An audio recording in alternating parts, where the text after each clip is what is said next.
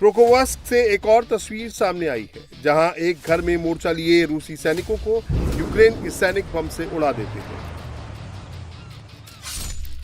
दरअसल Pokrovsk eastern Ukraine का एक बड़ा शहर है। यह यूक्रेन के डोनेट्स्क रीजन का हिस्सा है। इस समय मेन लड़ाई लुहांस्क और डोनेट्स्क रीजन में हो रही है।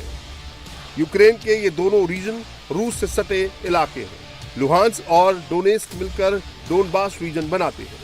अभी डोनबास रीजन का 10% हिस्सा ही यूक्रेन के पास बचा है। रूस का मकसद पूरे डोनबास रीजन को अपने कब्जे में लेना है। पोक्रोवस्क शहर पर कब्जे का मतलब है गेटवे ऑफ डोनेट्स्क पर कब्जा। पोक्रोवस्क पर कब्जे के बाद यूक्रेन के कोस्टी एंटीनिवका शहर तक रूस की पहुंच हो जाएगी। रूस इसी रास्ते यूक्रेन के दूसरे दो बड़े शहर क्रामाटोर्स्क और स्लोवियंस्क तक भी पहुंच जाएगा।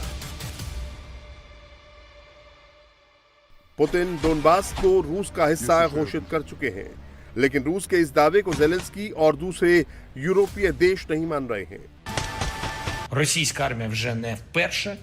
रूसी सेना एक बार फिर हमारे पोक्रोवस्क और हमारे डेब्रोपिलिया पर कब्जा करने के लिए निर्धारित समय सीमा को पीछे धकेलने के लिए मजबूर हो गई है और डोनेट्स्क क्षेत्र के इन क्षेत्रों में हमारे दिनप्रो क्षेत्र की सीमा पर और कुप्यास्क में भी हर रूसी क्षति हमारे राज्य की रक्षा करने, हमारे लोगों, हमारी स्वतंत्रता की रक्षा करने की हमारी क्षमता में योगदान करती है। Захистити державу, захистити наш народ, нашу незалежність.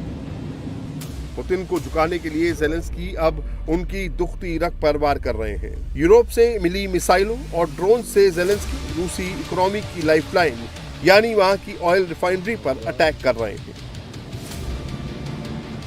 यूक्रेन ने एक के बाद एक कई रूसी एनर्जी साइट्स को टारगेट कर पुतिन को आर्थिक चोट पहुंचाने की कोशिश की है।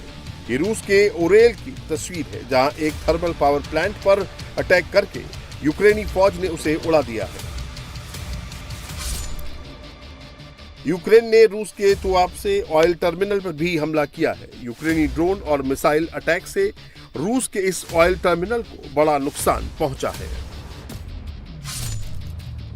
यूक्रेन लगातार रूस के अंदर एनर्जी साइट को अटैक कर रहा है। पिछले 3 महीने में यूक्रेन रूस के अंदर अब तक 60 से ज्यादा ऐसे अटैक कर चुका है।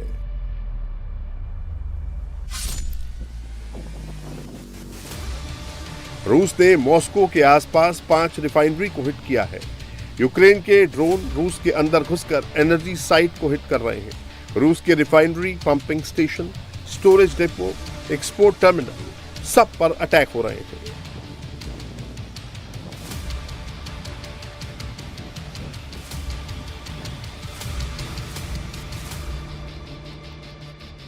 ये रूस के पेट्रोकेमिकल प्लांट की तस्वीर है, जो यूक्रेनी अटैक से पूरी तरह तबाह हो गया है। एनर्जी साइट पर यूक्रेन के ताबड़तोड़ अटैक से रूस को बहुत गहरी चोट पहुंच रही है। रूस की ऑयल रिफाइनिंग कैपेसिटी 21% तक कम हो गई है, जिसकी वजह से रूस में डोमेस्टिक गैस की कीमत बढ़ गई है।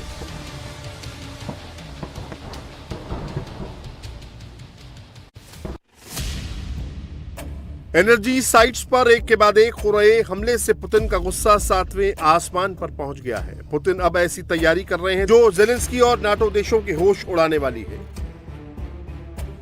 पुतिन ने वॉर जोन में अब अपनी सबसे घातक सरमत मिसाइल उतारने का फैसला किया है।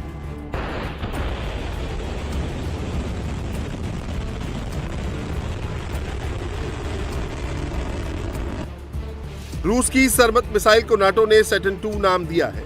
ये एक इंटरकॉन्टिनेंटल बैलिस्टिक मिसाइल है, जिसकी रेंज करीब 18,000 किलोमीटर है। इसका वजन 208 टन है और लंबाई 35 मीटर है। सरमत मिसाइल अपने साथ 10 से 15 परमाणु वॉरहेड्स लेकर उड़ान भरने में सक्षम है। ये मिसाइल हाइपरसोनिक स्पीड यानी मैक 20+ की स्पीड से उड़ती है, जिसकी वजह से इसे ट्रैक करना मुश्किल हो जाता है।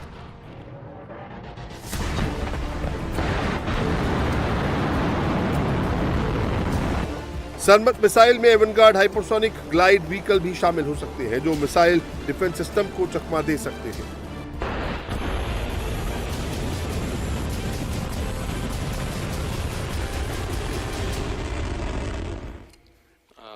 ставим на опытно. इस साल हम भारी अंतर महाद्वीपीय मिसाइल सरमत के साथ इस प्रणाली को परीक्षण युद्ध मोड में डालेंगे और अगले साल ये वार ड्यूटी पर होगी। आखिरकार यही कारण है कि हम यहाँ इकट्ठे हुए हैं। आखिरकार रूस असीमित दूरी वाले बुरेवेस्टनिक क्रूज मिसाइलों और परमाणु ऊर्जा इकाइयों वाले पोसाइडन मानव रहित पानी के नीचे के वाहन को पेश कर रहा है। Ядерными энергетическими установками. पुतिन लगातार नाटो और अमेरिका को परमाणु शक्ति दिखा रहे हैं, जानबूझकर बार बार ऐसे हथियारों का परीक्षण कर रहे हैं कि दुश्मन उसे देखकर दहल जाए।